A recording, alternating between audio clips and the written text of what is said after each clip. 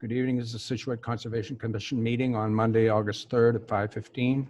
This meeting is being held remotely as an alternate means of public access pursuant to an order issued by the Governor of Massachusetts dated March 12th, 2020, suspending certain provisions of the open meeting law. You are hereby advised that this meeting and all communications during this meeting may be recorded by the town of Scituate in accordance with the open meeting law. So we're going to get started, and I need to call a roll of commissioners. And just your name and where you are. And we'll start with Doug Aberg. Here. Penny. Here, home. Jen Foley. Here at home. Andrew Gallagher. Here at home. Brendan Collins. Here at home. And I'm Richard Harding, acting chair tonight, and I am at Town Hall. We needed to go over the agenda. Are there any changes to the agenda? Penny? Not that I know of. Amy? No changes. I'll make a motion then to accept the agenda as written. Second. Doug. Doug seconded. All in favor indicate as I go down again the list. Doug Aberg. Yes. Penny Scott Pipes. Yes. Jen Foley. Yes. Andrew Gallagher. Yes. Brendan Collins. Yes. Harding, yes. We are going right into 9 Otis Road. This is continued from, I believe, 7/6/20. And is there an engineer online for this? You know, I don't think it's Rich. Okay. And Tom McCarthy is on. If you just try to find Tom McCarthy, you could raise his hand. Tom, if you're here, please raise your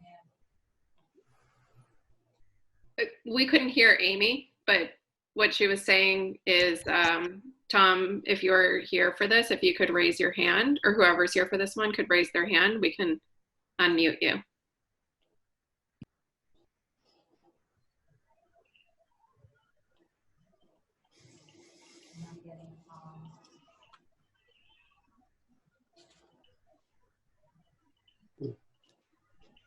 If Tom's not here, perhaps we take Zero Country Way first. We can do that. And we'll come back to 9 Otis as time permits. We'll go to Zero Country Way. This is also continued from March 2nd of 2020. And I don't know who we have, but maybe Kevin Grady. Yeah, Kevin Grady and maybe Jeff DeLisi. You should. Yep, can you hear me now? This is Kevin Grady. Hi, Kevin. How are you tonight? I'm well, thank you. How are you? Good, thank you. Hi, this is Jeff DeLisi, also here, and I believe I saw Brad Merritt, the applicant, on the participant list as well. Good. Well, can you pick up from where you left off in March and let us know about any of the changes that have been made? And I know there were some things that were asked for at that time. Yeah, I can give the board a very brief history and then have Kevin jump in. I think the last hearing was March 2nd. Then COVID hit. We were kind of stuck in a spiral with planning board. They began having their hearings at some point, I believe in May, or actually, no, it was earlier. I think it was April. And we had a approved special permit plan for 5 house lots that was filed with the town clerk on June 30th. So we were waiting to make sure that the planning board finalized and approved this before we sought the closure of this hearing. From the standpoint of the planning board is the stormwater permit granting authority, but the planning board, we have not had any substantive changes to my knowledge. Kevin, there might have been a tweak to the landscape plan, which you can talk about. The rest of the changes really were just notes and conditions that the planning board asked us to incorporate. So, Kevin, do you want to explain if there are anything new there? Sure. Thanks, Jeff. Yep. As Jeff was indicating, there have not been any major changes to the plan that impacts the buffer zones, resource areas, etc. Actually, the general layout of the plan has stayed the same throughout our permitting process with the planning board. The one item that came up at our meetings with the commission is that you had requested plantings in the area of the basin. So if you see the maroon purple highlighting on the back side and over the basin, that is a conservation seed mix that we've added. There is a requirement for a maintenance road around the back of that basin. Initially, we had not had that planted. We just had it as gravel. What we're doing now is we're going to have a compacted gravel base, and then we're going to have a few inches of topsoil, and we're going to seed it with that conservation mix. I don't anticipate anybody using that on a regular basis or for 50 years. So I think the basin mix would be fine, and if we maintain that and mow it seasonally or annually, we should be able to use it for emergency maintenance, and would also get some benefits, vegetation benefits from the conservation seed mix. The limit of work hasn't changed. We're maintaining the 50-foot no disturb buffers, the potential vernal pool buffers. So the limit of work and the erosion controls have not changed. We are proposing a split rail fence around the perimeter of the entire project, both on the upland side and on the wetland side, as a mitigating barrier, demarcation line. And we've gone through a substantial review from the planning board and John Chessie on the drainage and you name it. So I guess I'll leave it at that and be happy to take any questions if you have it. Has this been approved by the planning board? Yes. Yes. Okay. Penny? Oh, I have just really one question. Why would you mow the purple? Why don't you just leave that alone and let Mother Nature, you put the seed mix in and just let Mother Nature take over there? I don't understand why you feel you'd have to mow it. So if we need it for maintenance as required by the planning board, if there's large trees, I guess we would have to cut them down at that time. So we're just trying to eliminate large growth. It's not my idea. I don't think it's necessary. I think we could actually get to it from another location. However, we have conflicting regulatory requirements there. So we're trying to balance that. I personally would like it just to let Mother Nature take over and fill it in real nice. But I understand. I think I understand. Oh, my other question is it 5 or 6 houses here? There are 5. 5. 1, 2, Correct. 3, 4, 5. So this back section, the bottom of the page, right-hand side, if you're facing the plan, that's just left alone, right? Correct. There's a substantial portion of the property, about half of it, that will be Yeah. untouched in perpetuity as part of the residential compound development requirements. It looks okay. I'm happy with it. Thank you, Rich. Thank you, Penny. Doug?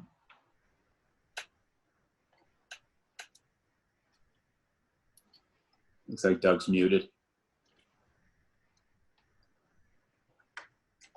Doug, you Am I there? on now? There you are. Okay. I think I understand the plan pretty well. It's a nice plan. It's well drawn. I think it's pretty easy to understand.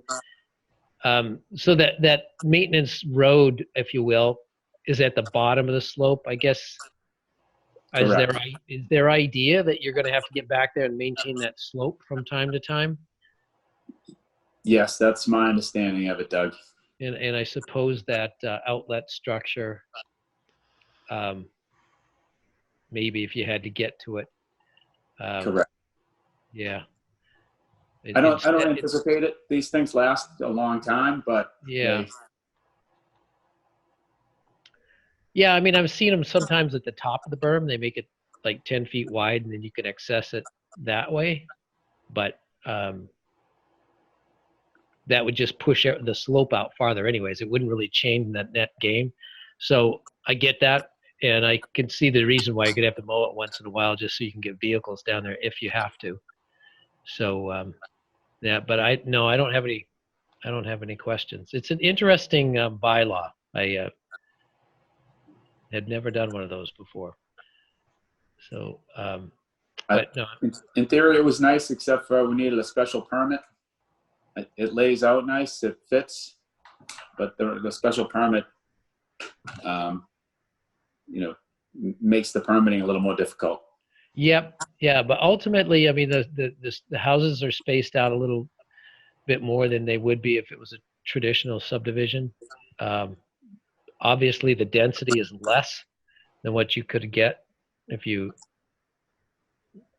well, it appears to be less than what you could get if you put in a traditional subdivision. So, We did do a concept plan of a traditional subdivision where we had 10 lots.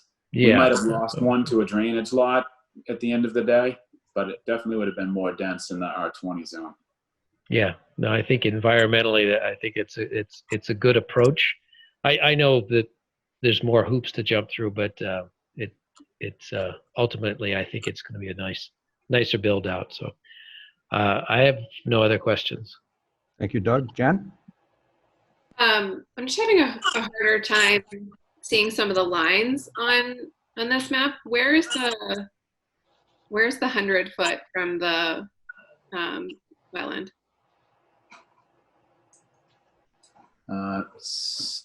So there's a couple of 100-foot buffer zones. One's associated with the top of the bank on the intermittent stream, and then there's another one further in off of the wetland flagging. Having trouble finding it right now too. So I'll just say my point is, or my question is, so I have where- it, Jen. So it follows. So you see the green infiltration basin? yeah, Just on the wetland side of that, it parallels the bottom. It says 100-foot buffer BVW. okay, That's the 100-foot buffer to the bordering vegetated wetland. okay. And so those are the two lots that are impacted by that, or are there others that would have be Actually, none of the buildings or yards are in the buffer zone. So it's Okay. the basin okay? itself. Is there a need to put conservation markers along for those two houses that do abut that 100? I think we have a fence along the perimeter of the project. That's, Okay. Where the is that? barrier. Is that on here? Yeah. There's so You have many. to zoom. If you zoom in tighter, you'll see it. So basically, those are posts along the back of the purple. So they're on the fence is on the outside. Yes. So what I'm talking about is putting something at the 100. The 100 is on the inside of the basin berm. We can put something there. I don't know that I think the basin berm is going to be a natural deterrent itself. For that lot on the bottom right now, the one that's like abuts the infiltration basin, but what about that, the other one? We can put markers if you want. Our thought was that the drainage, I'll call it a ditch. It's a Eloquent. thank you. So our thought was that was going to be the barrier. That and the plantings that we've proposed along here create, more of a naturalized barrier than a post. That's what we had in mind. But we'll do whatever you think Yeah, is necessary. I totally get your perspective, and I wish that was enough in many cases. But I think the post would be just a nice little reminder. Okay, so along the 100-foot buffer. Yeah. I mean, I'm not sure if I'll let everybody else chime in and say what they think, but that's just where I'm leaning. That it, Jen? Yeah. Good. Andy? No questions from me right now. Thank you, Andy. Brandon? I'm as well. I'm good right now. Okay. Anyone in the audience? Amy, I'm sorry, you would go first. Right, so just really quick, I mean, I'm just gonna, We can't hear Amy. hold on. Sorry about that. So, real quick, I'm just gonna confirm that. We still can't hear I Amy. can't hear you.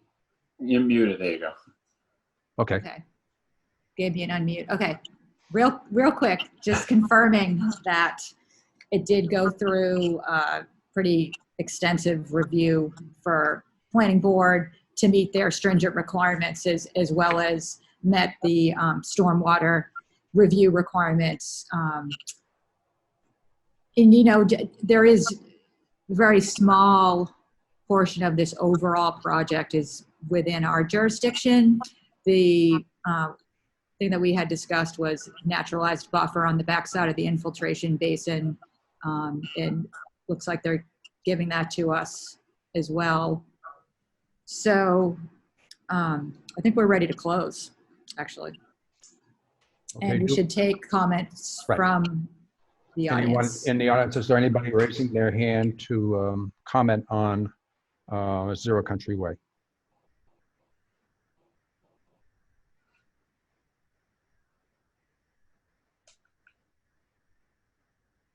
There's Sally's iPad has her hand up, so I'm going to unmute Sally's iPad.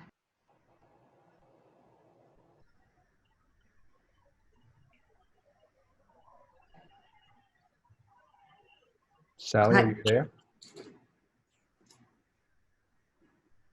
Sally, are you there?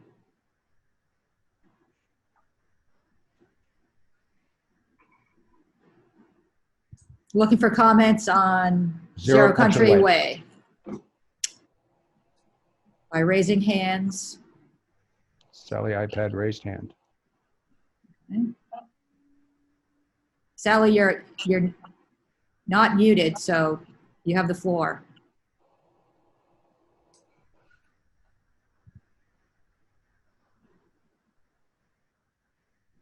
Where'd she go? I think she may have left. Nope, she's still here. She might not have a microphone.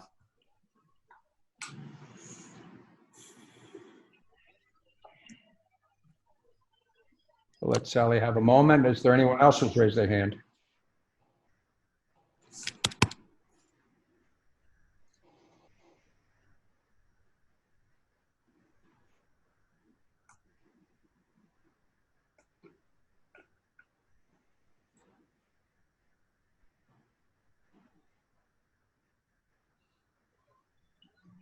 Okay.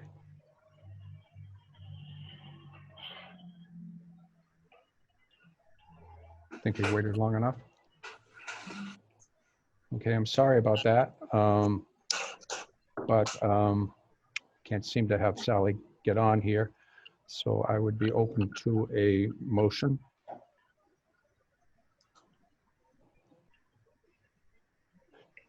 Somebody want to make a motion to close?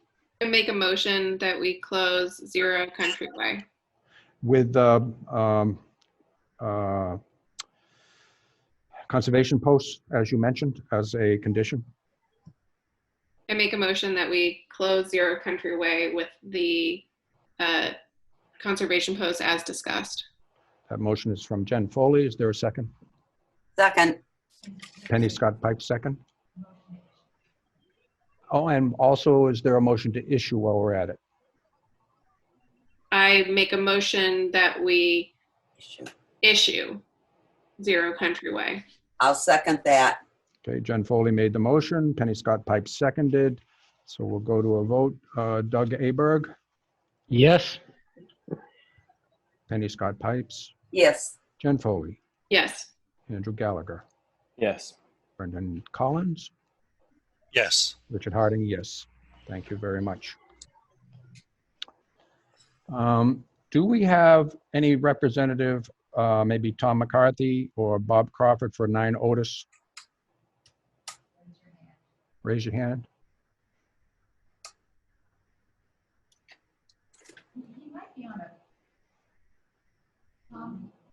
Tom could be on a telephone.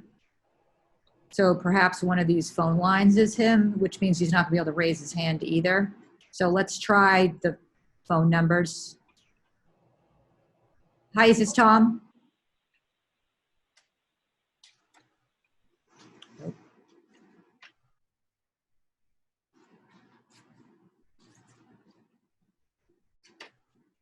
Get that one to unmute.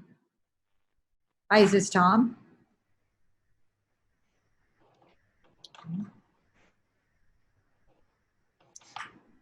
Okay. It's everyone. All right, so we'll go on to 65 Walnut Hill. I'm going to open it, but there has been a request to continue.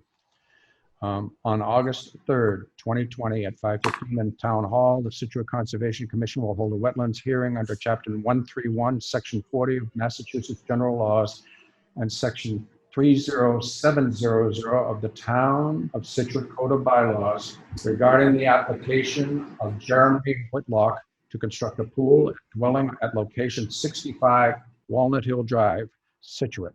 Butters and other interested parties are invited to attend. Information to act, oh, no, never mind, you don't need that part. So we got a request today to continue this to the next available possible meeting. So I need a motion to I continue. make a motion to continue 65 Walnut Hill Road to the next available date. Is there a second? That was Penny Second. Scott Pipes. Second by Second, Doug Andy. Aberg. I'm sorry, second by Andy Gallagher. Doug Aberg, vote. Yes. Penny Scott Pipes, Yes. Jen Foley, Yes. Andrew Gallagher, Yes. Brendan Collins, Yes. Richard Harding, yes. We'll go. We'll move along now to 184 Chief Justice Cushing Highway.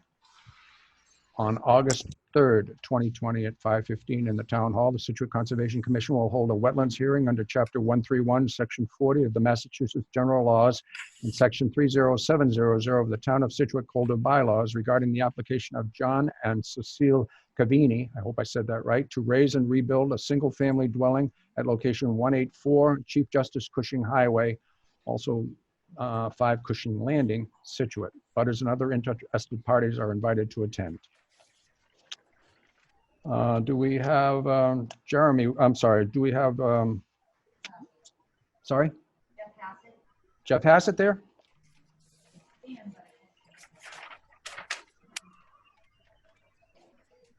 All right, there we go. Good evening, Jeff Hassett here with Morse Engineering. Hi, Jeff. How are you? Good. So I'm here this evening on behalf of the property owner, John Keaveney, for an NOI filing to raise and rebuild the home at 184 CJC Highway. This property is also known as 5 Cushing Landing. The property is about 2.3 acres in size. It is accessed via a gravel common driveway from 3A, which is on the right-hand side of the page.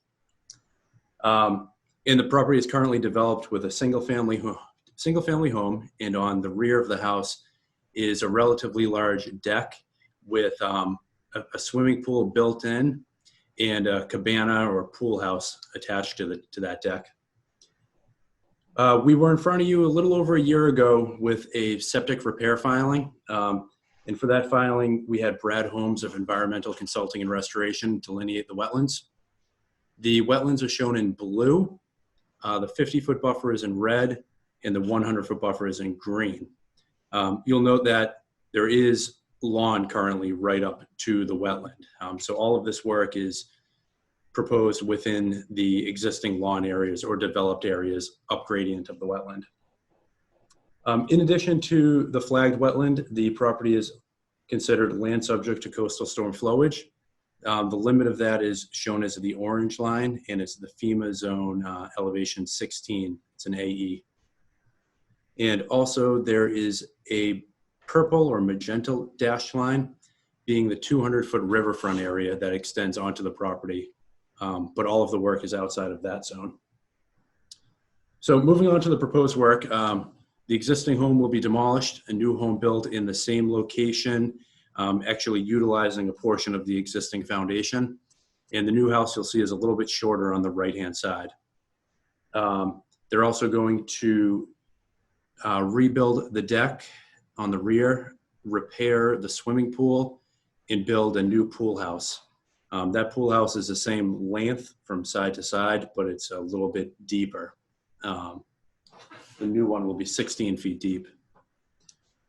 So in addition to that, they are building up the grade around the deck so that they won't need railings around it.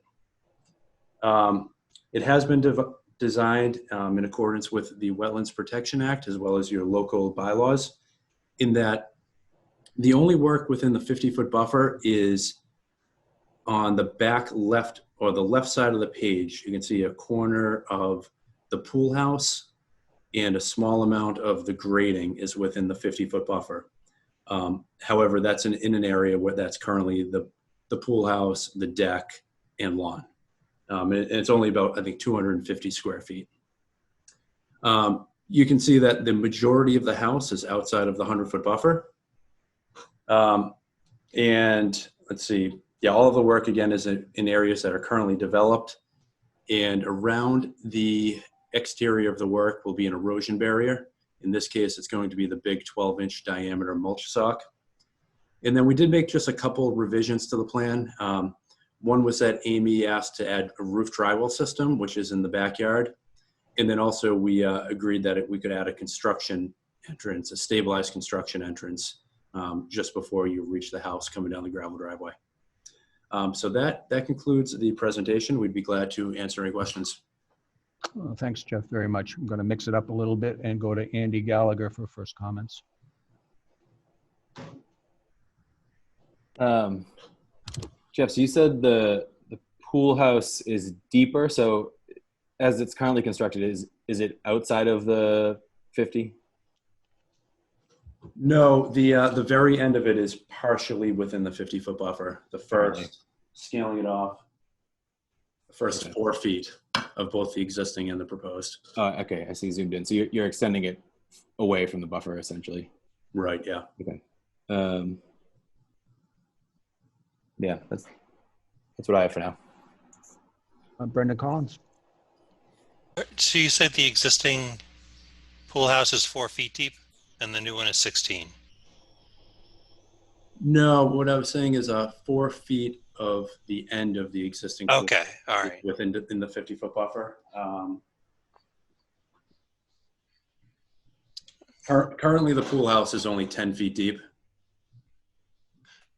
Okay. So So it's additional. They're widening it towards the pool, and that's an area that's currently the deck.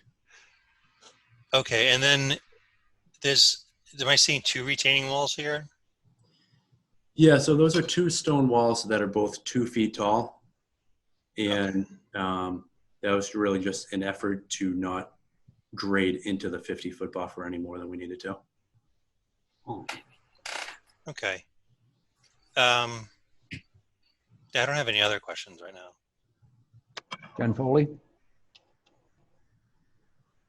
How deep is the pool now? You said it's going to be 16 feet deep? The pool house, the cabana. Oh, this is a fun game that we're all playing. The pool house is Okay. currently 10 feet deep. Yeah. It's 16. It's 32 feet in the other direction. So the pool is staying exactly the same. Exactly the same. Yeah. Okay, got it. And are there any retaining walls on the other side of the pool now, or are those two new? Those are new. Okay. Yeah, so right now there's a fence or a railing around that side of the pool, and it really blocks the view. So they want to build up the grade a little bit on the back side of the deck there so that they now don't need the railing. What is the railing serving?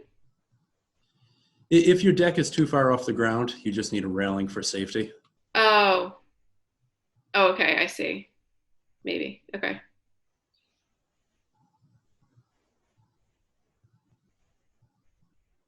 I think I'm good for now. Thank you, Jen. Doug Aberg? Not too much. I think I have what is probably just an administrative question, and it's a little bit maybe a question for Amy as it is for Jeff. But technically, we have a little bit of grading going on, new grading going on in an A zone. Do we have to do anything in particular for the application in a situation like that? So not in areas of land subject to coastal storm flowage because the ocean has infinite storage. Oh, that I mistook where we were then. I get you. Okay, so I thought this was too far inland for that. No, it's right on the salt marsh. They have a dock with. Gotcha. Okay, I wouldn't have asked that question. If there's the Herring River at the top of the page, I get it. Okay. So I withdraw that comment. No worries. Anything else, Doug? No, that was it. It looks pretty much like everything is staying fairly close to the same. Looks like the house footprint is almost exactly what the old one was in square footage. It's just reconfigured a little bit. Pool house is a little bit bigger, but fairly insignificant. So it doesn't look like a particularly aggressive build out when you're putting up a brand new home there. So even looks like maybe you're keeping some of the old foundation, but I don't know. But no other questions. Penny, finally. Finally, me. Yes, Doug and everyone, if you walk down the path by Dunkin' Donuts out to the river there, you can see this house if you look to your right as you're walking towards the old railroad bed. And it's an older house. It was probably the first one built there. So my only question, and this I don't think it really pertains to us, is are they going to keep it a ranch, Jeff? I'm just curious. Or are they going to put a second story on it? Honestly, I don't know the answer to that. I was more concerned with the footprint. Yeah, no, the footprint's great. They're staying the same. I was just nosy. Yeah. We have Mr. Keaveney on the call if you want me to unmute him. I'm just curious. I mean, it's a gorgeous, gorgeous piece of property. Breathtaking. So are you good otherwise? Otherwise, I am good, sir. Thank you. Okay. Amy, for you, and if you want to unmute Mr. Keaveney, why not?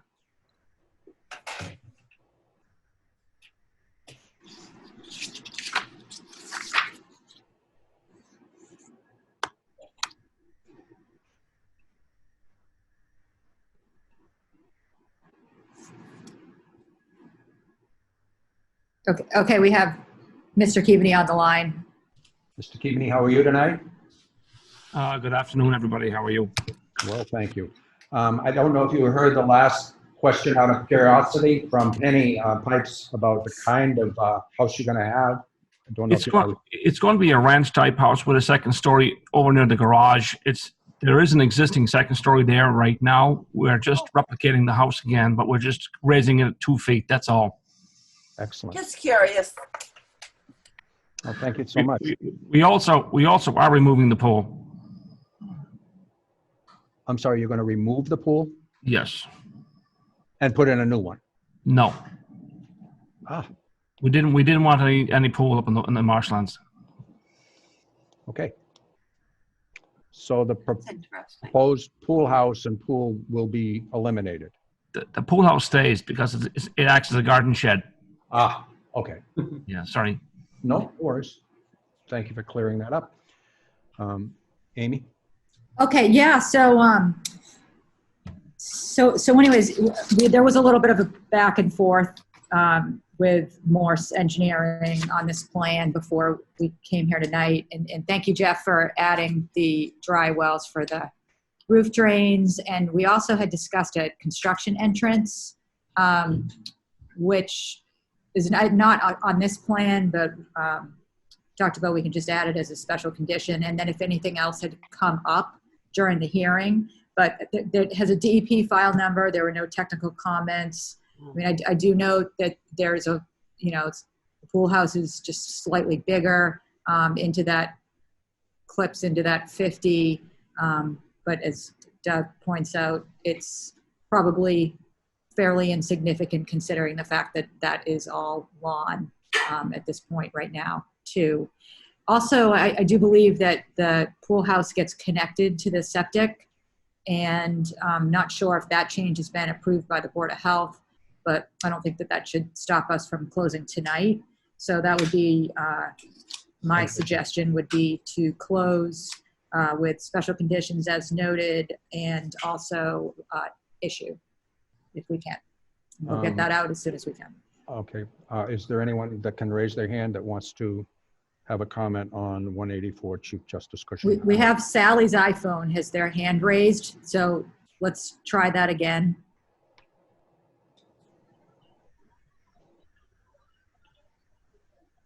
Can you hear me now? Hello. Can you hear Hi, me? we got you. Woo! All right. I'm not Sally. All right. But I'm Tommy. I want to get that across first. But I'm Tommy McCarthy from the first meeting. I just wanted to make sure that we're not having any luck. You guys, I'm muted out every time you go to talk to me. So we tried to switch to something else. So I just don't want Okay, to go. Tom, you're good now. So once we close this, Yeah. we'll come back to you before we Excellent. go on to the RDAs. Yes. Excellent. Okay, we'll This is a circle right back to you. Great project, by the way. I'm 2 thumbs up on this house. Very nice. Thank But you. we'll get back to you in about 3 or 4 minutes. Thank you. Is there anybody concerning Chief Justice Cushing Highway?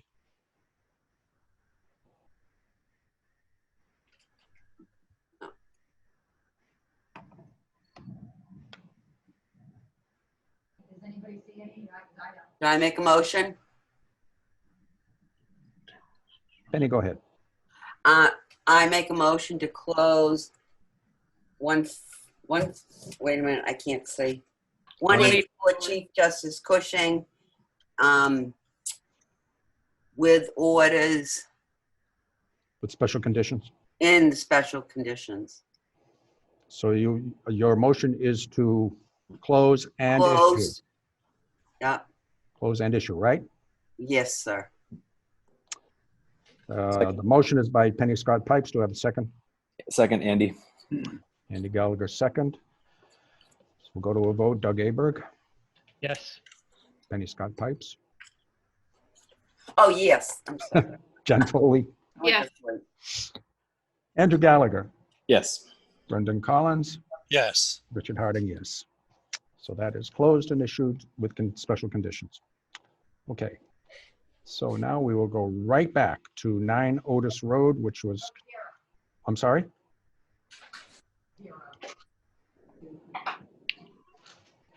Zero Country Way? 9 Otis Road. Hello. 9 Otis Road. This is a continuation from the 6th of July, 2020. And yes, Tom McCarthy, you're with us now, correct? Yes.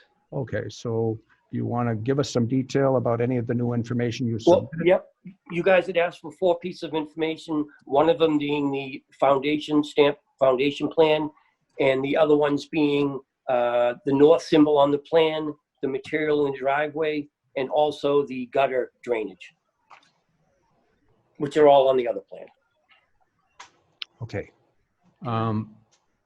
Were those the only things that were questioned at that time, Tom? Yes. Okay. So can everybody look over this particular plan And I'll go back and start with Penny on this.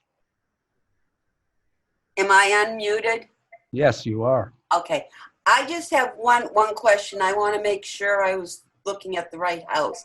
Mr. McCarthy, is this the Dwyer's old house? That's correct. Okay. I know exactly. This will be lovely. Oh, I know. Yeah, they're very anxious to see it gone. Well, this is going to be wonderful. Yeah. Thank you. Doug Egberg. No, it looks good. I think, yeah, it's much clearer, the plan. So yeah, no, it looks good. I don't think I have any questions. Okay, thank you, Doug. Jen Foley, No, I'm good. Thank you. Andrew Gallagher, All set. Brendan Collins, I have no questions. Amy, Yeah, I'm good too. Thank you, Tom and EET for Bob Crawford for making the changes that we requested. So I think we could probably take a motion to close and issue for this one as well. Tom, I really appreciate you getting all the information into us. Oh, sure. Motion. You know what would be great is, I don't know if there was some way to be able to call in when someone can't, what this happened last meeting a little bit too. When you guys can't hear the other people, it's just to get in touch with somebody there. I tried calling the office number, but I know obviously no one's sitting there. But Yeah, there are a couple of things that we've even tried to do tonight, even having an ability for someone to type in a message to us so we know they were looking. So we try to do that. yeah, that's good. And we do have someone, I believe, who's raised their hand for this. Can we get Ellen?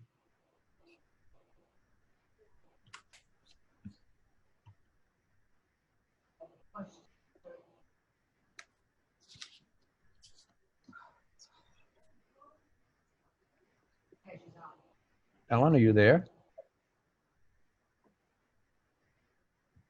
Hello, Ellen, are you there?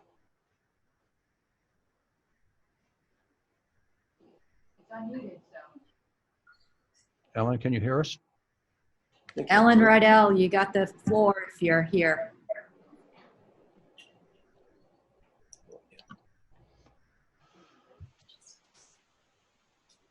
Okay. There's another person who's raised their hand, Amy. Jody Swider. Oh, okay. Hi, thanks for unmuting me. Hi, Jody. How Jody, you will doing you- tonight? It might be off topic, but I'm concerned about if you could talk about and give some color around any fill that's going to be brought in on this project. Okay, Jody, first of all, would you just give me your name and address, please? It's Jody Swider, and I'm 24 Allen Place. However, I am an abutter. I have an interest in an abutment. Okay, no problem with that. Tom, can you answer a question? There's no fill being brought in. I mean, minimal, just landscaping materials. Okay. Okay, because there's a natural berm. If you look, it doesn't show on this particular drawing, but there is a berm in the triangle on the upper right-hand corner. So we want to make sure that that is left intact. Okay, I'm not sure what you're referring to, but okay. Well, the answer to the question is you're not bringing in any substantive material, correct? No. Is that good, Jody? That's great. Thank you. Thanks so much for calling in. Anyone else raising their hand on this?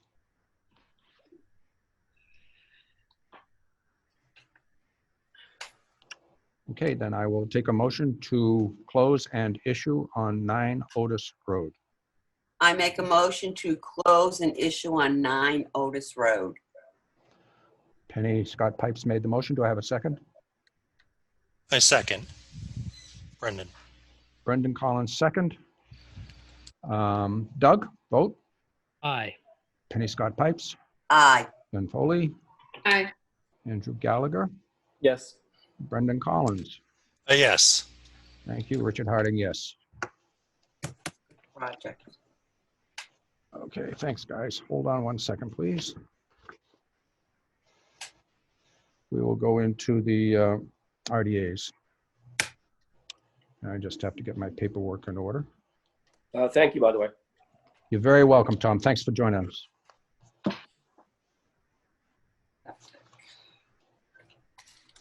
Okay, on Monday, August 3rd, 2020, at their 5:15 meeting at the Town Hall, the Scituate Conservation Commission will act on the request of Ann Bonomi for a determination of the applicability of the Massachusetts Wetlands Protection Act and the Scituate Wetlands Bylaw for activities related to septic system repair at property known as 143 Hollitt Street, Scituate.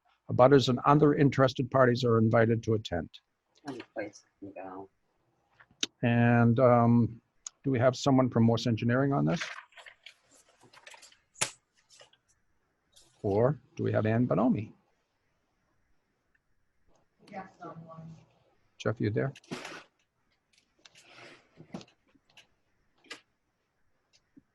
Jeff Hassett, are you there? Oh, I'm here now. There you are. Sorry, I was muted by the host. It wouldn't let me back in. Oh, no. I think I was clicking it while someone else was clicking on the other end. So tell us about 143 Hollitt. Yeah, so again, Jeff Hassett, Morse Engineering. This is a septic repair at 143 Hollitt. The lot is 9,000 square feet, developed with a 3-bedroom single-family home. Off-site, there is a BVW, which was delineated by John Zimmer. And you'll see that the 50-foot buffer comes just onto the back left corner of the property. They currently have a cesspool that has failed right behind the house, and that will be pumped, filled in, and abandoned. They'll put in a new 1,500-gallon septic tank and then a Presby leaching field. So the new system is as far away from the wetland as it can be. It's about 65 feet. There will be an erosion control barrier around the limit of work, and I think it'll be a significant improvement with respect to the wetlands in that it's replacing an old cesspool. Thank you. Okay, again, I'll mix it up if you don't mind. Keep everybody involved. Jen Foley, you want to go first? I don't think I have anything on this one. Okay. Doug? No, I think it looks like about all you can do. Yeah. Penny? Nope, I know the lot, and that is all you can do. It's very tight, and it's going to be a good update for them. Upgrade. Thank you. Brendan? I have nothing additional on this. This looks good. And Andrew? Looks good. I think it looks pretty good too. Amy? Upgrade. Yeah, no. I'm not hearing you, Amy. There we go. Like third time tonight. Sorry about that, guys. Anyways, yeah, it appears to meet the requirements of a negative determination. Definitely a great improvement and upgrade for the environment. So Board of Health is good with it. Let's get it done. Anybody in the audience? Take a motion. I make a motion for a -3. Penny Scott Pipes made the motion. Do I have a second? Second, Doug? Doug Aberg made the second. Vote, Doug. Yes. Penny Scott Pipes? Yes. Jen Foley? Yes. Andrew Gallagher? Yes. Brendan Collins? Yes. Richard Hardy, yes. Thanks, guys. Thank you. You're welcome. Thank you. On Monday, August 3rd, 2020, during their 5:15 meeting at Town Hall, the Scituate Conservation Commission will act on the request of Susan Lee Vaughn for a determination of the applicability of the Massachusetts Wetlands Protection Act and the Scituate Wetlands Bylaw for activities related to installing a new deck on the rear of the house at property known as 436 Chief Justice Cushing Highway, Scituate, Mass. Abutters and other interested parties are invited to attend. And Susan, are you on?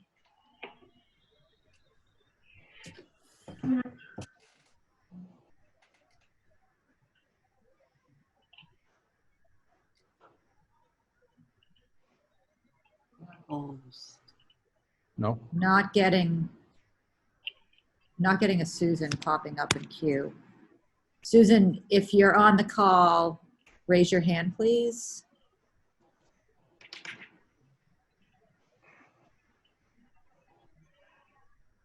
Looking for Susan Lee Vaughn. Looking for the deck. I'm sorry, Penny? The deck, I don't actually see on the plan, the original plan. Well, maybe I could just walk everybody Thanks, through Amy. this Thank one. you. It's Thank Is it here? it's pretty straightforward. So if we go back to the site plan, which, yeah, That it's a helps. little bit tough to see, but see where the leaching field is on the left side of the building? Yes. She's proposing to put a few footings in there and construct a deck which partially goes over the leaching field. And there's going to be covers so that it can be pumped out. And I mean, it's a pretty sensitive area. Clearly, it's the house that's, was for sale for a long time right next to the reservoir. And there is BVW, on both sides. So they just really snuck in the upgrade to the septic, which was great, that they were able to upgrade the septic from, it was originally a cesspool in a failed system. So, we did get that improvement that was just going in just now. And the new owner had taken possession of the house and had this idea that a deck would be also nice to have. So I was going to suggest that it meets the requirements of a negative RDA.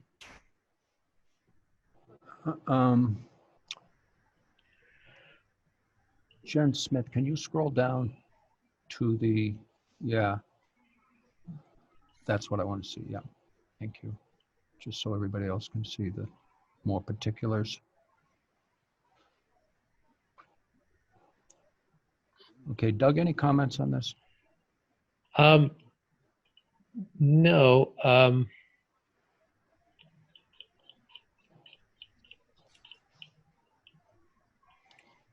It's the plan is a little distorted, but I think somebody had a rotated viewport when they printed that. So that's why it's kind of hard to read. But I think if you look at this little diagram here, you can see it's just a deck, and but that's why everybody's having a hard time looking at the site plan. It's actually it's distorted. It's in a warped view. So yeah, but it looks like it's still really straightforward, and so I don't really have any problem with it. Okay, thank you, Doug. Penny?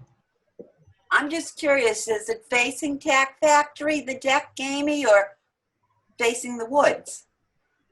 No, it's facing the woods. Oh, that's interesting. Okay. Yeah, I had the same problem, Penny. I wasn't Yeah, sure. no, because it just, I got all confused there. Okay, I'm fine then. Jen Foley? I'm good. Andy? All set. And Brendan? I'm fine. And Amy, you say as far as you're concerned, it meets requirements? Correct. Yeah.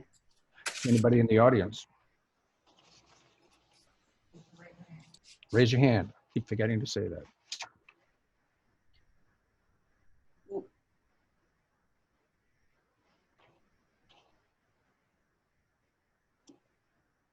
Make a motion? You may make a Seeing motion, none, Penny. yep. I make a motion for -3. Penny Scott Pipe made the motion. Second. Second, Andy. Andy Gallagher made the second. And we can vote. Doug? I'll say yes. Penny? Yes. Jen? Yes. Andy? Yes. Brendan? Yes. And Richard, yes. Thank you very much, folks. We're going to keep moving right along for the last of the NOIs.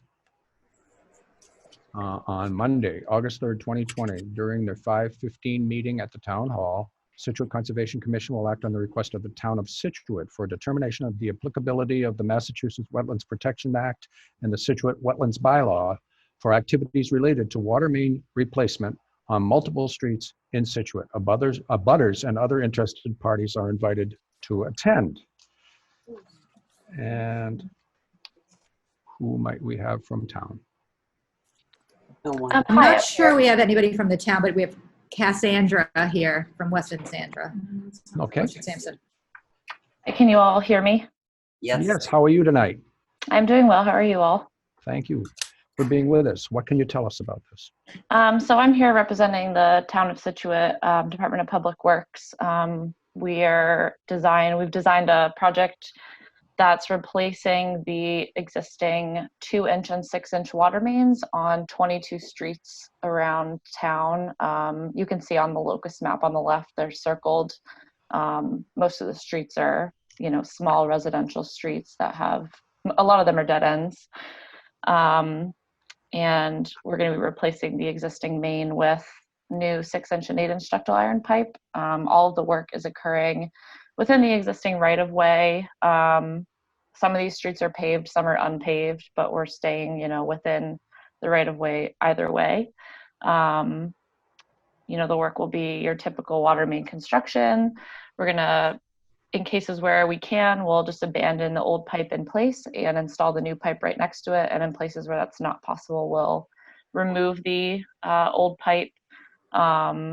Trenches will be, like 6 feet wide and 5 feet deep. And they'll all be backfilled at the end of each day, and then paved by the end of the week with the trench pavement.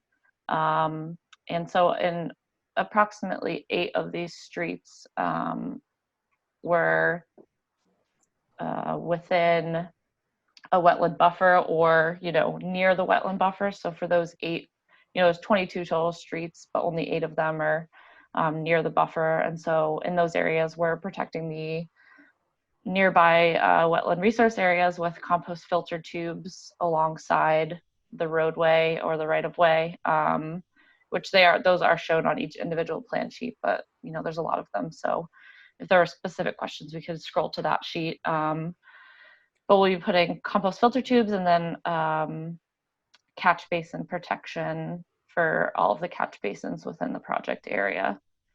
So I think that's my spiel. Can I just ask very quickly, is there a specific schedule for which street is going to be done when? I am not sure on that. I know that the town will be the ones dictating that schedule, so I'm not quite sure. I haven't had those conversations with Kevin or Sean at DPW.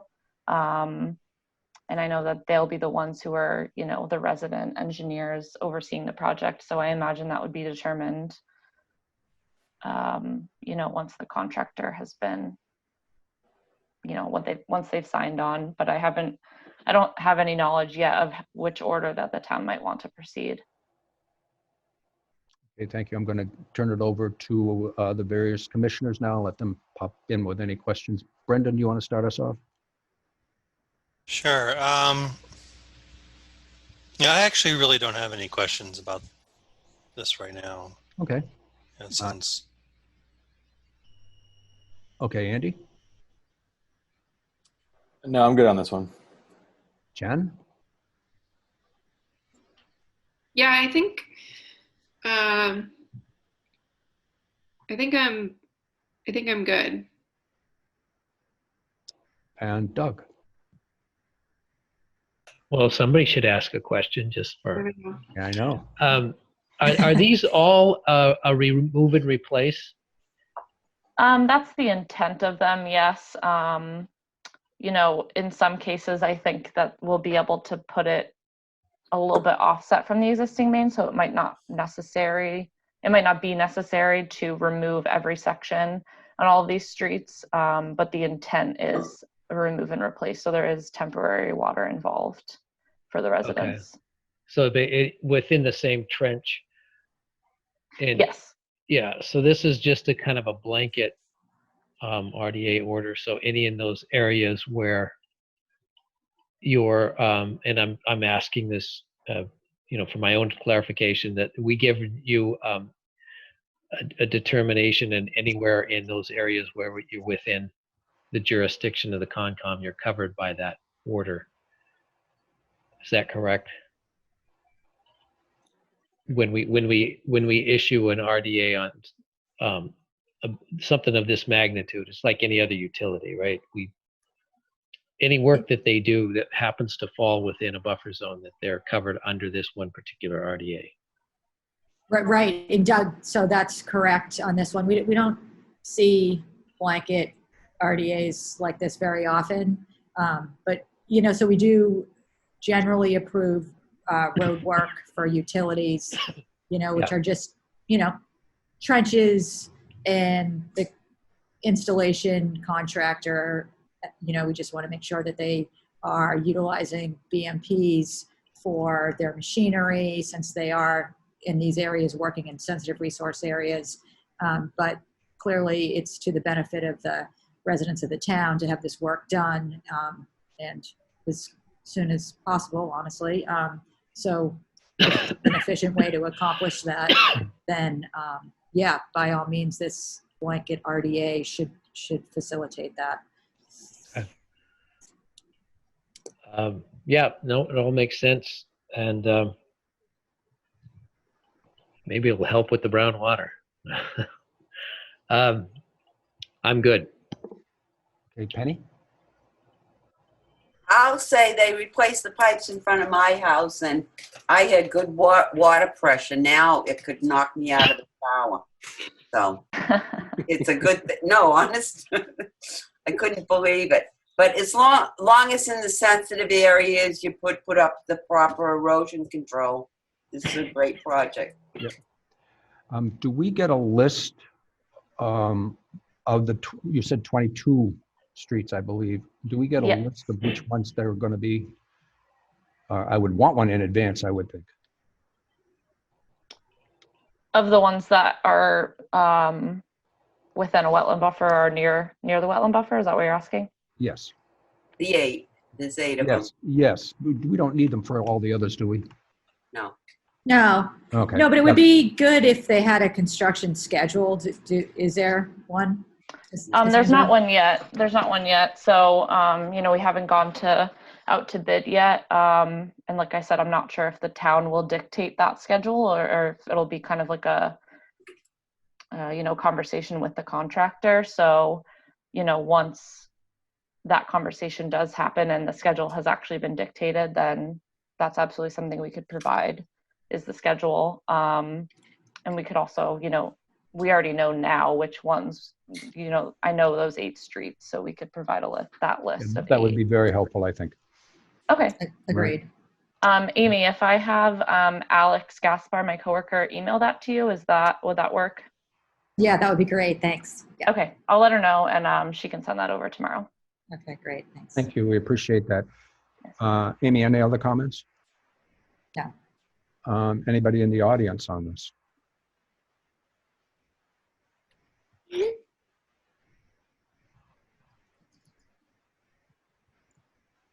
Seeing no raised hands, I would say no. Then we're open to a motion. -3. Penny, you want to repeat that, please? I make a motion for a -3 on water main replacement 4A. It's Penny for the motion. Do I have a second? I second. Brendan. Brendan Collins, second. Go to a vote. Doug Aberg. Yes. Thank you. Penny Scott Pipes. Yes. Jen Foley. Yes. Andrew Gallagher. Yes. And Brendan Collins. Yes. Richard Harding, yes. So thank you. Appreciate that. Thank you. So that's it for the NOIs and the RDAs. So we'll go right into, if we can, new business. And on the agenda, Andy, I guess you may have some things to discuss with us, along with perhaps Penny and Jen on Driftway Park. Yeah, it's great. So many of you may remember a few months ago, I was sort of asked to go out and look at Driftway Park and the rail bed and start putting together a plan for a few things. So I've had some time to do that. Recently talked to a few folks around town, and as you mentioned, Jen and Penny. I think we have a initial plan coming into place. So I just wanted to share with the commission. I put some slides together just to share some images to make sure people are familiar with the sites we're working with. Want to kind of put it out there, get a sense of whether the full commission is on board with this, and then I think we can start moving forward with a plan. So let me just share my screen.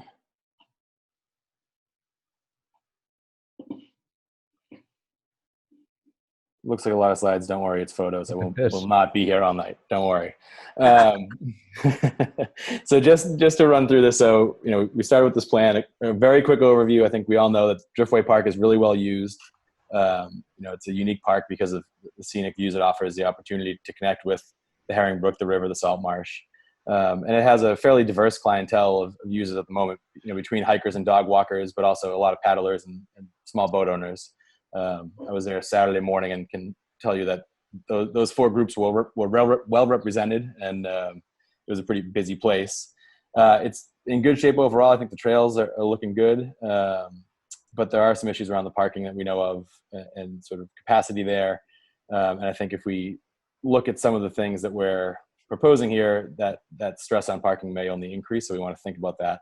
And then I think some general consensus that the picnic area, entrance area, it maybe doesn't match the beauty of the park in its current state. And then there's this incredible opportunity where the town already owns the railroad bed, as everyone knows. I got a chance to go out there with Penny. I was grateful to get out there. It sort of inspired me to want to open it to everybody because it's a pretty unique spot where you can get out in the salt marsh. And so I think we're coming together with a plan here to address a few of these things in sort of a comprehensive fashion. So just so everyone knows where we're talking about, just lay this out on the map real quick. Can never remember. Can you see my mouse as I'm doing this? Yes. Very good. So the Driftway Park is over here. Here is the Driftway. Here's the railroad bed. You can see the North River out here. So what we're proposing is a initial project to look at the parking and kind of picnic area over here in the Driftway. A second step that's actually focused right here on a dike that requires a couple of crossings that could potentially create a trail loop. And then a third phase, kind of the bigger of the projects, but to me, maybe the most exciting, bridge crossing, which has been looked at in the past over the Herring Brook here, that would then make this entire section of the rail bed accessible and let people get all the way out here to Damon's Point in the marsh. So that's kind of where we're headed in the plan right now. So just to go over a few of the things that would be included in that. So Jen has already been working with the some folks on the pier. So we've been kind of patching repairs together on the pier, but it really requires a larger fix coming up, and that is probably coverable in the Driftway Park Fund. So that's been on the list, but should be part of this plan.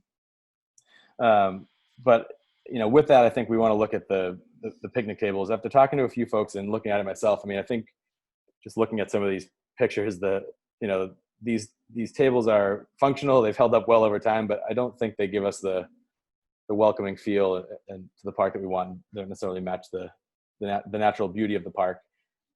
My take is that there is a much bigger rethinking of this space that we could do, but we should maybe want to put that on hold. And for the time being, could look at kind of cleaning it up, removing those tables, maybe adding back in a few more aesthetically appealing tables, and then kind of looking at that larger area over time. Mm-hmm. So that would be that's kind of the initial part. There's a parking element. Would be interested to see when we put that in. I'll talk about it at the end as well, but kind of that's the cleanup of the existing Driftway Park we could look at initially. Phase 2 then would be the dike crossings to make that trail loop. So one of them actually has a large timber across it already. This was an effort to clean up the marsh behind the MBTA dike. There are 2 crossings in there that allow tidal flow. If we remove them, you could then cross it. So again, that is right here on the map. For those less familiar with the site, currently we have a trail easement, and there's a beautiful trail along Jones Landing. Is that right? I'm forgetting. But anyways, an existing James path. Landing. James Landing, thank you. Right there. It ends here. The town does own this old MBTA-owned dike. One question we have to look into is this property here. This is the other condo complex in the marina. There's suspicion we may have some type of easement or access right there, but if not, it's a fairly public area. It's a cul-de-sac in front of the marina that I suspect we could find a solution to kind of tie it all together, and that would give us a trail loop there. The goal with that is it's a smaller project than the large bridge over the Herringbrook, and I think if we put that in, it would begin to get people out there. It would start to make a loop. People would start using it, go out to the dead end currently at the bridge where the bridge could be, and we may be able to get some support that way. But regardless, I think it would make for a nice walk, and it would kind of get rid of the dead end at James Landing. So that could be the phase two, and then the final phase, the big one, would be this rail crossing. I think the fact that the town owns this property and folks can't get out to it, I think is definitely worth putting some resources into. So right now, in that prior effort, I think a lot of people know there was some parking put in, and the rail bed was cleaned up a bit. So there is a path now out to the Herringbrook. That's what you see here, beautiful even in the winter. But the railroad used to cross there. You can see pilings even at high tide. Yep. This is where it would be. It would go across and get you out to, this is the end of it, Damon's Point. They used some volunteers here to get extra connection. See how young children would love this place. Views in the marsh. You can go out, explore the ecosystem. I mean, that's the view out to the spit at the end. I think would be great to just get folks out there. So that's going to be the big challenge. Obviously, I think that would be probably a CPA or a large funding project. I should have mentioned that phase two, I think we can look at perhaps an initial CPA application. There may be some remediation funds to use for it. And then the final piece we're looking at is just, we really need to think about the current parking. And if we use the Driftway Park as the base for this rail trail and we assume there's more usage, I think we want to look at how we provide parking. This field right along the Driftway is, I think, an obvious candidate for some parking. It's not providing much aesthetic or ecological value at the moment. I should say that Penny almost I think, shut the idea down when she thought I wanted the whole thing being a parking lot, which I'm not proposing, but I think a section of it to provide appropriate usage levels could work. And I think we don't want this to be overcrowded. As Jen has pointed out, overcrowding can deteriorate the current Driftway Park. So we can think about maybe the current area stays as it is and the new parking area requires a sticker. I think there's all kinds of different ways we can look at it. But that is kind of where I've gotten to at this point. And like I said, I think it's the beginnings of a plan. It could be an exciting plan to get people out on that rail bed and into some new parts of town that can't get to now, but would love to get some kind of feedback and thoughts on this. Great start on this, Andy.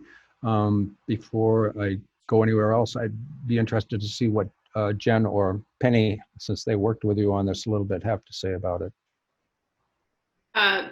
Excellent pulling together of materials, like super easy for everybody to understand. So thanks, Andy. We met, I think it was last week or the week before, and so I really agree with everything that that he's laid out. Good. Okay. Penny? Yes, I met with Sean McCarthy, Amy, Miss Joseph, my brain just went, and Frank out there about the dike crossings, and Sean and Frank had some ideas. Sean's on vacation this week.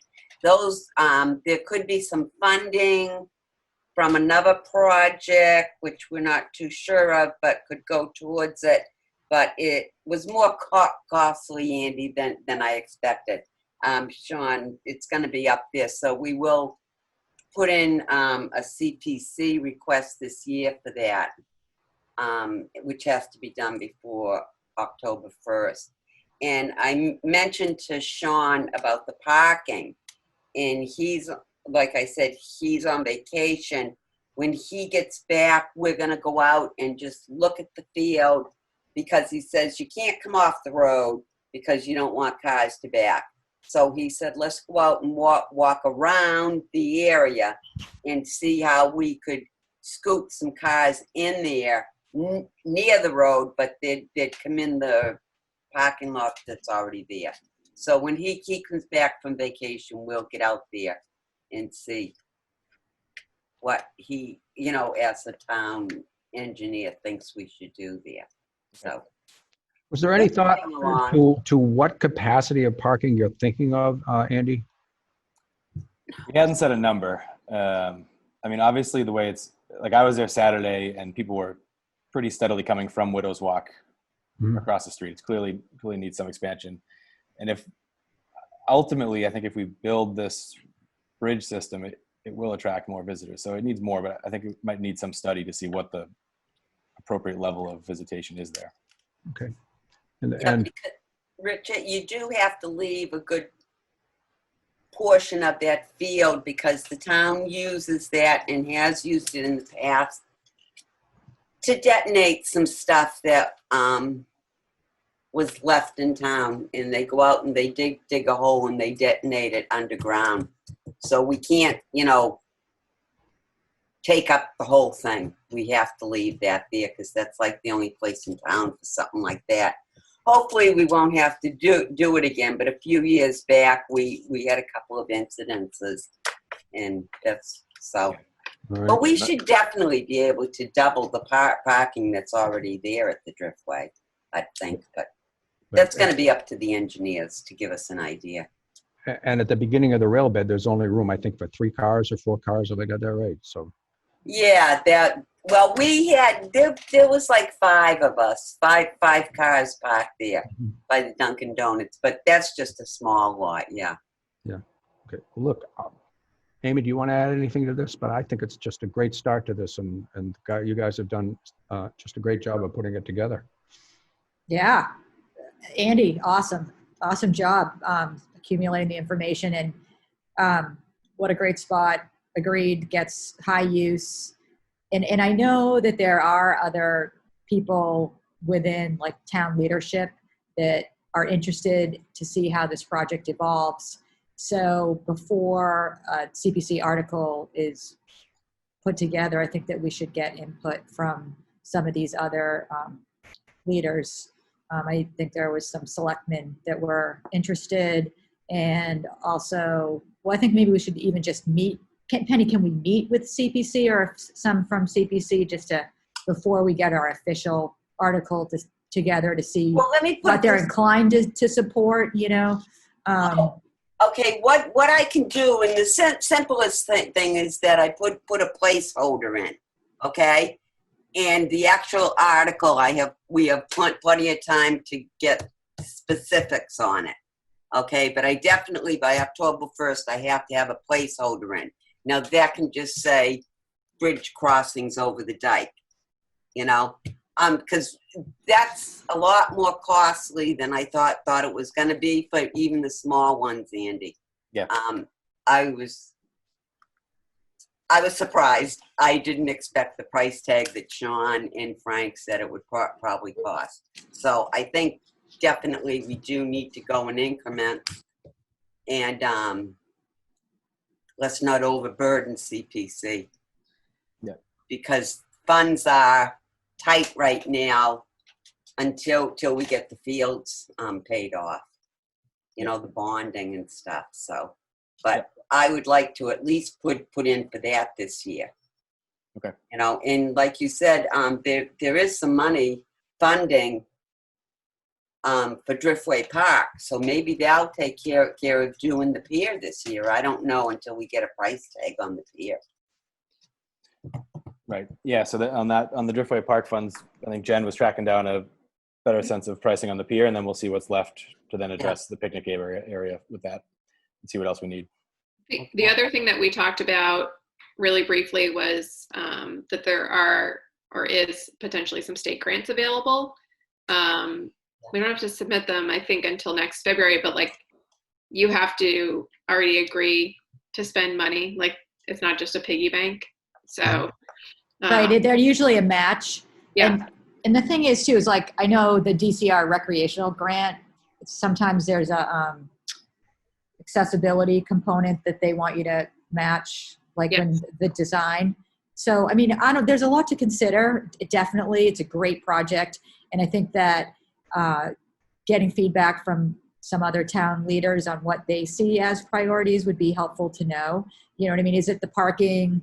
One thing that I think I might have missed, but the launch, I know that the canoe launch, we were approached last year by the Waterways Committee. So we know that, you know, there are a lot of boat users that use that launch to get out to the spit. You know what I mean? So, but that gets a little bit complicated because I think DCR gets involved. So it's not all just a slam dunk, straightforward, you know, like what direction we should go down. But I definitely agree that parking is something that is a big need.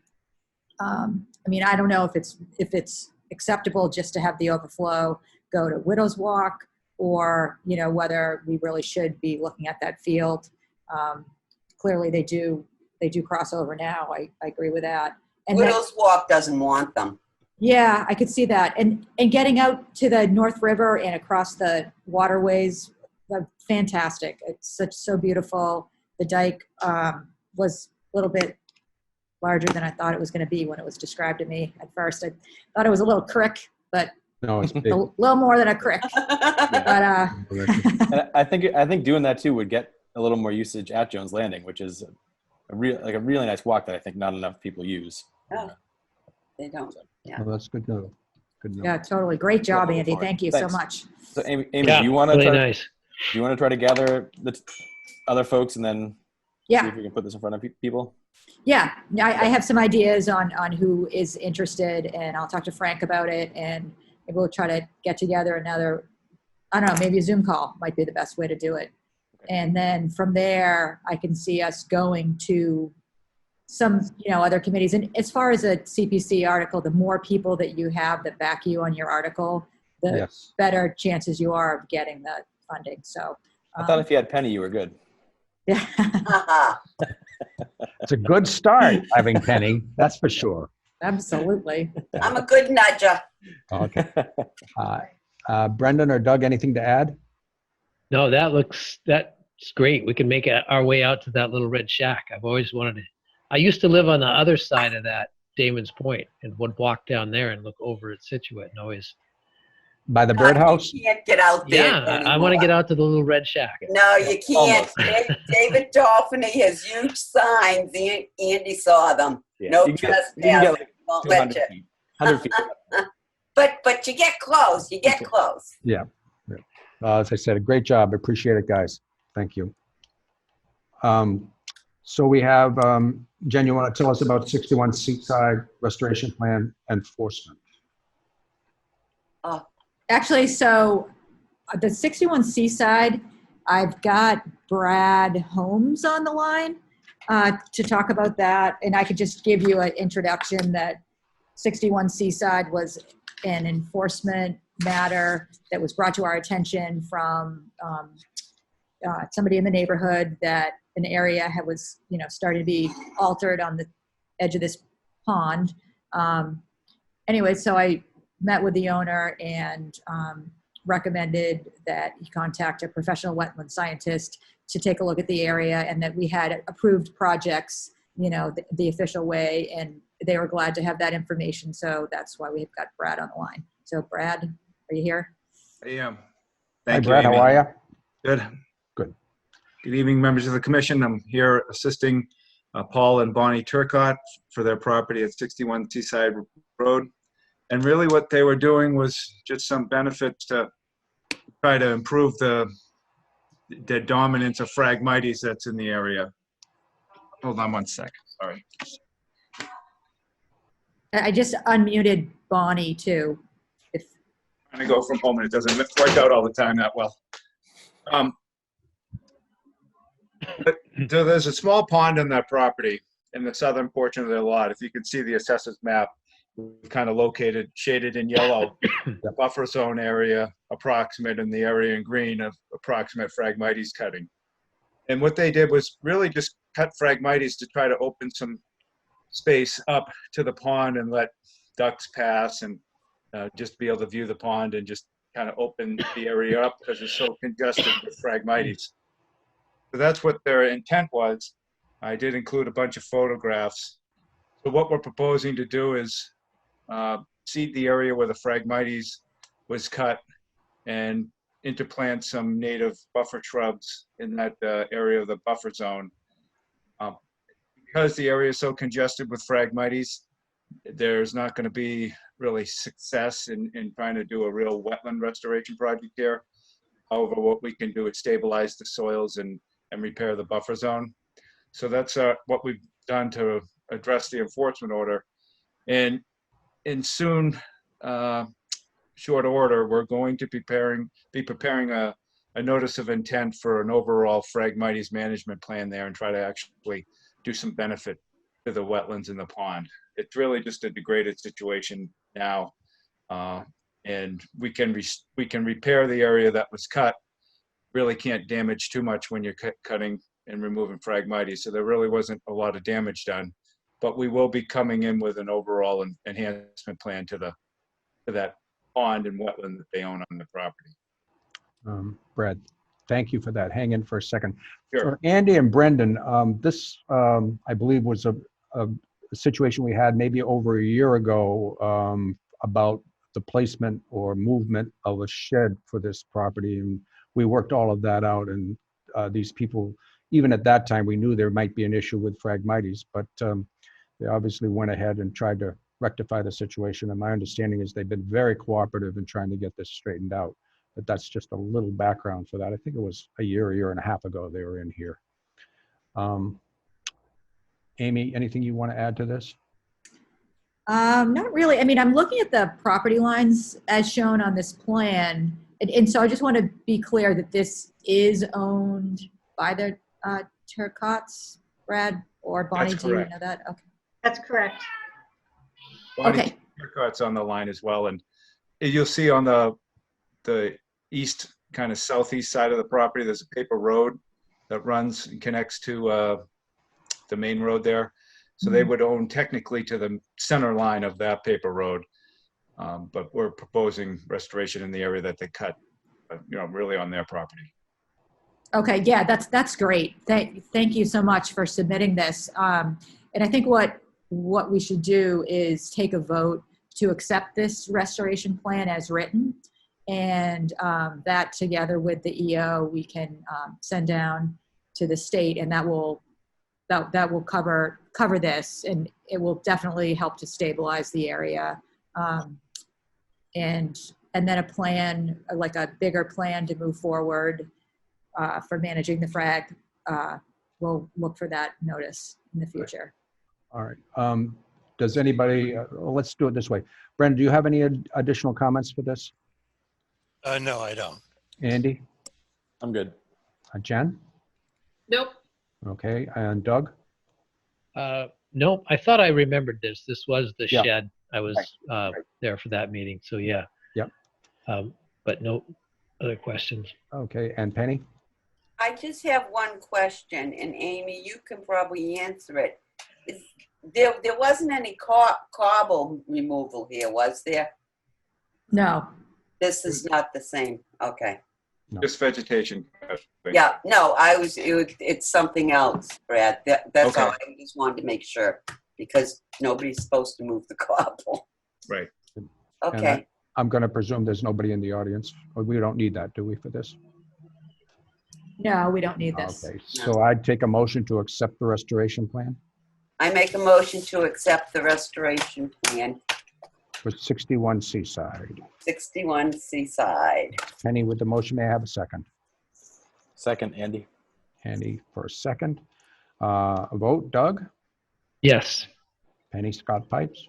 Yes. Jen Foley? Yes. Andy Gallagher? Yes. And Brendan Collins? Yes. Richard Harding, yes. Thank you guys very much. Almost done here. We've got OOCs for 11 Manchester and 4 Cliff Estates. We don't vote on those, do we? Yeah, the order's a condition we do. I make a motion, we Thank you very accept, much. Thank you. Thank you. I'm sorry. Thank you. I make a motion, we accept the orders of condition as written for 11 Manchester Street. Penny for a motion. Do I have a second? Second, Doug. Doug seconded. And a vote, Doug? Yes. Penny Scott Pipes? Yes. Jen Foley? Yes. Andy Gallagher? Yes. Brendan Collins? Yes. And Richard Harding, yes. And I make a motion that we accept the orders of condition as written for 4 Cliff Estate Road. Penny? Second. And that Second, was Doug. Doug made the second. And for a vote, Brendan Collins? Yes. Andy Gallagher? Yes. Jen Foley? Yes. Penny Scott Pipes? Yes. Doug? Yes. Richard Harding, yes. Thank you. And we have requests for certificates of compliance for 181 Edward Foster, actually 2 of them. Amy, you want to say anything about those? Yeah, sorry. Yeah, so I am going to make the executive decision that these should be issued after some going back and forth and review of the files. Anyway, so there's no vote needed, but we're just going to issue those 3 tonight. And C8 as well. And Seagate as well. Yes. Okay. Very good. All right, folks. Anything else anybody wants to raise tonight? No, we have a site visit on Thursday, You do. 11 o'clock. Yes, here, I believe, right? Yeah. Peggotty Beach. Oh, well, are we going to the beach, Amy, at Town Hall? Right. So it's here at Town Hall. Oh, And okay. I did put out an email about this get-together, just to review some of the complicated issues on the townway sites. Right. Yep. But I really do need to know separately, not as a group email, who's coming, because we'll need to potentially post and postpone it if that's the case. But so right now, I think we're good with 3. But if anybody else has a strong interest, just let me know, please. I did email you, I think. As did I. Yes, Okay. I have you both, but just anybody else, let me know. Okay. Thanks. Okay. All right. Anything else anyone wants to raise? Otherwise, I would accept a motion to adjourn. Make a motion to adjourn. Penny with a motion to adjourn. Do I have a second? Jen, second. Jen Foley, second, and we got to take a roll to accept the close. Doug? Yes. Penny Scott Pipes? Yes. Jen Foley? Yes. Andy Gallagher? Yes. And Brendan Collins? Yes. Richard Harding, yes. Thanks so much, guys. You've been really good. This is not the easiest way to run a meeting for anybody. And I think everybody, Amy and Jen Smith here, just really works very hard to make these work. So much appreciated. Thanks. Have a good night, everybody. Thanks, Rich. Thanks. All right. Thanks, Night. Rich. Bye. Everyone. Take care.